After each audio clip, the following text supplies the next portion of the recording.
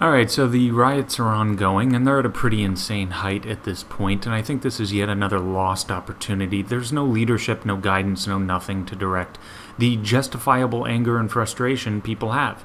And it's too bad. Obviously, when you begin igniting and smashing small businesses around the city, you lose credibility. You've just illustrated that it isn't about justice, it's about looting, stealing, and being childish. It goes without saying, not only did those small businesses have nothing to do with the killing of George Floyd, or killing anyone for that matter, they've simply been providing a product or service to society. But not only have they had nothing to do with it, if you remember very recent history, these businesses have also been the victim as well of the very institution that these protesters are angry with. And the institution they should be directing all of their anger at, which of course is government. So this would be like if you're at a bar and some guy sucker punches your friend.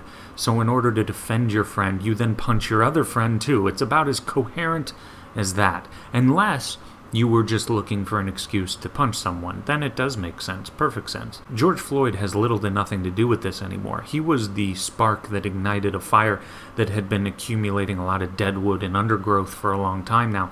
And this includes even going back to Eric Garner, the guy who was selling loose cigarettes and who was murdered by the police. Then add on top of that, a society that has been forcefully shut down, businesses shuttered, employees forbidden from working, citizens castigated and harassed for going outside and breathing fresh air without a piece of cloth over their mouth. I think people just snapped, and this will likely be worse than any nationwide protest we've seen in my lifetime anyway, because now there isn't too much to return to. There are barely any jobs, there's scarce opportunity, there's not really much hope at all, as government has crushed every chance of that.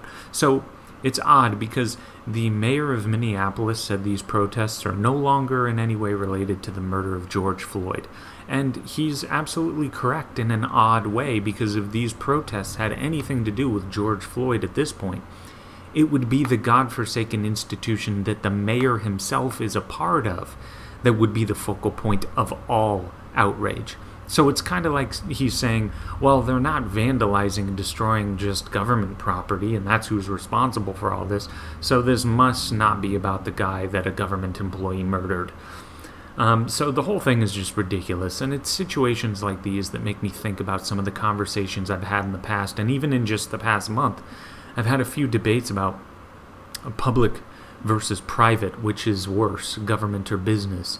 And it's just shocking to me how the answer is not crystal clear to everyone. I don't think you can be a thinking person and not see that although some private businesses may engage in corruption or act unethically, I wouldn't say that's impossible. I wouldn't say that never happens. But in comparison to the utter, absolute, complete mayhem, chaos, and destitution that government is the root cause of, private businesses do not even hold the smallest candle in the world to government in terms of any damage they could even hope to bring about if they wanted to.